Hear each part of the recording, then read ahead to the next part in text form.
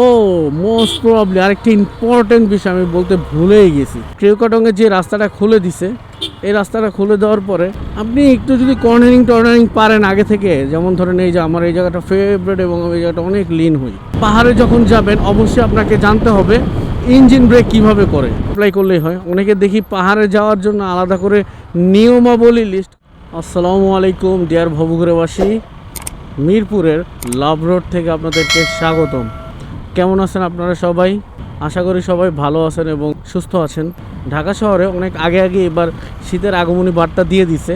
শীতের মধ্যে আমাদের লং ট্যুরের পরিমাণ অনেক বেড়ে যায়। মধ্যে কয়েকটা প্লেস আমরা খুব বেশি ঘুরতে পছন্দ করি। লং রাইডের যে আমাদের একটা স্পেসিফিক কিছু লোকেশন থাকে, তার মধ্যে অবশ্যই কক্সবাজার, রাঙামাটি, বান্দরবন, খাগড়াছড়ি, সাজেক, এরপরে উত্তরবঙ্গে অনেকের প্ল্যান থাকে।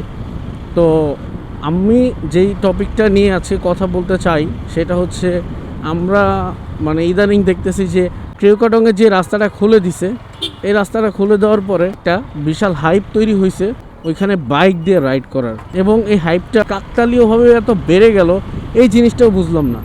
কিন্তু ঝামেলাটা কোন জায়গায় জানেন? ঝামেলাটা হচ্ছে আমরা ওই যে হুজুকে বাইক নিয়ে চলে যেতেছি পাহাড়ে চালানোর জন্য। আমি বলবো না যে রকেট সায়েন্স লাগে, কয়েকটা বেসিক নলেজ লাগে, ওইগুলো অ্যাপ্লাই করলেই হয়। অনেকে দেখি পাহাড়ে যাওয়ার জন্য আলাদা করে নিয়মাবলী লিস্ট করে দিতেছে। ভাই, এত নিয়মাবলীর কিছু নাই। একটা লোক যদি সমতলে 6 মাস বাইক চালায়, 6 মাস যদি তার ঢাকা শহরে বাইক চালানোর একটা এক্সপিরিয়েন্স থাকে, ওই লোক এমনিতেই পাহাড়ে রাইড করতে পারবে। এখন কি কয়েকটা ইনফরমেশন সে যদি জেনে থাকে তাহলেই হবে। এটার জন্য অনেকে বলতেছে যে ভাই, আপনারা পাহাড়ে গেলে 10 বছর 12 বছরের এক্সপিরিয়েন্স লাগবে। আবার অনেকে বলে না হইলেও 2 বছর 3 বছরের এক্সপিরিয়েন্স লাগবে। এত কিছু লাগে না ভাই। আপনি যদি হাইওয়েতে 2-4টা লং রাইড মেরে থাকেন, দ্যাটস এনাফ ফর ইউ। আপনি পাহাড়ে চালাইতে ক্যাপাবল। এটার জন্য আপনার বড় লিস্টের দরকার নেই। একটা জিনিস কি খুব কমন দেখেন, একেবারে খুব সিলি ম্যাটার, বাট এগুলোরে কিছু ব্লগার এমনভাবে হাইলাইট করছে যে ভাই ওইটা না হইলেই নয়। একটা ব্যাপার বুঝেন, আমি যদি পাহাড়ে যাই, আমি জাস্ট বেসিক ব্যাপার চিন্তা করি এবং ওগুলো এক্সিকিউট করি পাহাড়ে, দ্যাটস ইট। খুব কমন একটা সেন্স যে ধরেন আপনি পাহাড়ে যখন যাবেন, আপনি পায়ের ব্রেক বেশি ধরবেন। এটা একদম একটা কমন একটা ব্যাপার। পায়ের ব্রেকটা ধরা লাগে। পাহাড়ে হাতের ব্রেকের খুব বেশি কার্যকারিতা আমার জানা মতে নাই। তারপরে যেটা আছে, ধরেন আপনি পাহাড়ে যখন যাবেন অবশ্যই আপনাকে জানতে হবে ইঞ্জিন ব্রেক কিভাবে করে। পাহাড়ে যদি আপনি ক্লাস ধরে ব্রেক করেন তাহলে কিন্তু আপনার জন্য এটা খুব রিস্ক। বা ইঞ্জিন ব্রেক কিভাবে করে এই জিনিসটা সম্পর্কে আপনার জানতে হবে। যদি আপনার ইঞ্জিন ব্রেক সম্পর্কে জানতে চান তাহলে আপনি আমাকে একটা কমেন্ট করে জানিয়ে দিন, আমি ইঞ্জিন ব্রেক সম্পর্কে একটা বিস্তারিত ভিডিও করে দিব, অসুবিধা নেই। খুবই কমন ইঞ্জিন ব্রেকটা। তো দুইটা জিনিস আমরা জানলাম, যে পায়ের ব্রেক বেশি ধরতে হবে এবং পাহাড়ে ক্লাসের তেমন একটা কোনো কাজ নাই। ক্লাস ধরে ব্রেক ধরলে ব্রেকটা পাওয়ারফুল কম হবে এবং ইঞ্জিন ব্রেকটা আমাদের বেশি most of the time use করতে হবে। আরেকটা ব্যাপার কি, যে ধরেন আপনি ডাউনহিল দিয়ে নামতেছেন, এখন আপনি যদি ব্রেকটা একদম হালকা করে সফট হ্যান্ডেডভাবে ধরেই রাখেন long time, 15 second, 20 second, 30 second, এতে কি হবে, আপনার ব্রেক প্যাড এবং ডিস্ক যেটা, এই দুইটা একসাথে ঘষায় প্রচণ্ড গরম হয়ে যাবে এবং এর ফলে কি হবে, আপনার অনেক সময় কি হয়, ব্রেক পাঞ্চ করলেও আর ধরে না। তাই আমাদের কি করতে হবে, ব্রেক করার ক্ষেত্রে ধরতে হবে ছাড়তে হবে, এইভাবে করে ব্রেকের যে কাজটা এটা সম্পাদন করা লাগবে। ব্রেক আপনি একটানা ধরে রাখতে পারবেন না, আপনি জাস্ট ধরা ছাড়া টাচের উপরে থাকবেন। আর যখন আপনার ইঞ্জিন ব্রেকের ব্যাপারটা আয়ত্তে চলে আসবে, তখন দেখবেন এই জিনিসগুলো আপনার কাছে কোনো ম্যাটার করে না। আসলে সব কিছু একটা ডেভেলপ হলে আরেকটা ডেভেলপ হয়ে যায় অটোমেটিক্যালি। ব্যাপারগুলো এইরকম। অনেকেই পাহাড়ে হঠাৎ চলন্ত গাড়ি বন্ধ হয়ে পড়ে যায় আপহিলের ক্ষেত্রে। তো এটা পড়ে যাওয়ার কারণ কি হচ্ছে, আপনি খেয়াল করবেন অনেক সময় পাহাড়ে নর্মালি যদি ওইরকম পাওয়ারফুল স্পোর্টস বাইক না হয়, অ্যারাউন্ড 150 সিসির যে কোনো বাইক হইলে সবচেয়ে উত্তম হচ্ছে এক গিয়ারে আপহিলগুলোকে ক্রস করা। এখন এক গিয়ারে ক্রস করতে গেলে কি হয়, ইঞ্জিনের উপরে প্রচুর প্রেশার পড়ে, সাউন্ড হয়। তো আমরা কি করি, যে ইঞ্জিনের এই সাউন্ড থেকে ইঞ্জিনকে রক্ষা করার জন্য ইঞ্জিনের মায়ায় আমরা 2 গিয়ার 3 গিয়ারে আপহিল উঠতে চাই। ওই সময়টাতে কি হয়, আমাদের ইঞ্জিন বন্ধ হয়ে যায়, ধাম করে আমরা পড়ে যাই। আবার এই কারণে অনেক সময় কিন্তু চেন পিনিয়মও ভেঙে যেতে পারে। তো এইরকম মানে এই জিনিসগুলো আপনার ফলো রাখা লাগবে। আর মোটামুটি যখন টার্নিংগুলো আসবে, যদি আপনি অত বেশি এক্সপিরিয়েন্স না হন, আমি বলবো এত লিন হওয়ার দরকার নেই। যত ইজিভাবে টার্ন করা যায় তত ইজিভাবে টার্ন করে বের হয়ে আসেন। ক্রেকডং তো যাওয়ার ইচ্ছা আছেই, যদি ব্যাটে বলে মিলে যায় যাব।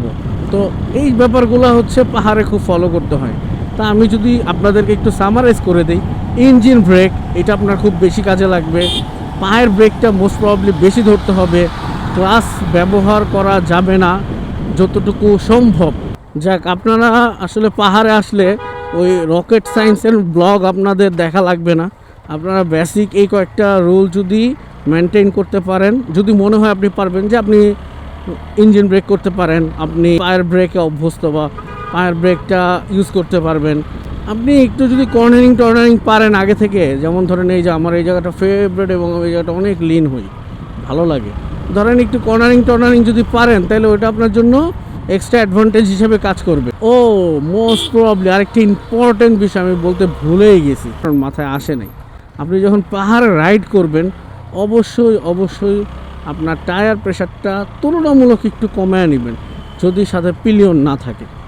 কেন টায়ার প্রেশারটা কমায় নিতে বললাম, আপনি যখন টার্নিংগুলো করতেছেন, আপহিল ডাউনহিল মারতেছেন, হ্যাঁ, চাকা কিন্তু মারাত্মক পরিমাণে রোল করে, হ্যাঁ, অনেক রোল করে।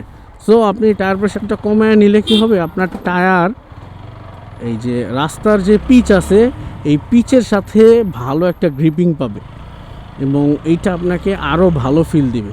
এই জিনিসটা আমি এখন পর্যন্ত কাউকে বলতে দেখি নাই, যে টায়ারের ব্যাপারটা আপনি যখন পাহাড়ে যাবেন, আপনি একটু টায়ার প্রেশারটা কমায় রাখবেন, একটু, খুব আহামরি না, দেখবেন আপনার টায়ার কি পরিমাণ রোল করে। আর যখন আপনার পাহাড়ের রাইড শেষ হবে, আপনি যখন সমতলে আসবেন, তখন আপনি এয়ার প্রেশারটা চেক করে দেখবেন, আপনার এয়ার প্রেশার অলমোস্ট 40 যদি থাকে, দেখবেন 50-55 হয়ে গেছে। কারণ কি, পাহাড়ে যে পরিমাণ টায়ারটা রোল করে, ওর হচ্ছে প্রেশারে ভেতরকার এয়ার প্রেশার অটোমেটিক্যালি বেড়ে যায়। সো আপনার এয়ার প্রেশারটা একটু কমিয়ে রাখা উচিত। তো এই হচ্ছে মোটামুটি পাহাড়ের একদম বেসিক রুল। আর পারেন আপনারা হচ্ছে গার্ড পরে নিতে, এটা হচ্ছে আপনার কনফিডেন্সটাকে আরও আপডেট করবে। বডির মধ্যে যে নি গার্ড, লেগ গার্ড এগুলো আছে, এগুলো পরে নিতে পারেন। গ্লাভসটা অবশ্যই পরবেন, আমি বলবো গ্লাভসটা অবশ্যই পরবেন। আর একটা ভালো কোয়ালিটির হেলমেট, এইটা পাহাড়ে দরকার, যেটা জেনুইন ইম্পর্টেন্ট পার্ট। পাহাড় এনজয় করার জন্য আপনার 5 বছর 10 বছরের এক্সপিরিয়েন্সের কোনো দরকার নেই, বিশ্বাস করেন ভাই। Then go your next tour on the mountain, it's not a big deal, it's just need a confidence with a potential ride. So আমি আশা করতেছি যে আপনারা পাহাড়ে যাবেন, এবং আমার ভিডিওটা যদি আপনাদের মনে হয় যে একটু হলেও উপকৃত হবে, বা আমার ভিডিও দেখে যদি কেউ পাহাড় রাইড করে মনে হয় যে না আমার কথাগুলো ঠিকঠাক আছে, অবশ্যই কমেন্টে ফিডব্যাক জানিয়ে যাবেন। এছাড়া আর বেশি কিছু বলছি না, চ্যানেলটাকে অবশ্যই সাবস্ক্রাইব করে দিবেন। আল্লাহ হাফেজ।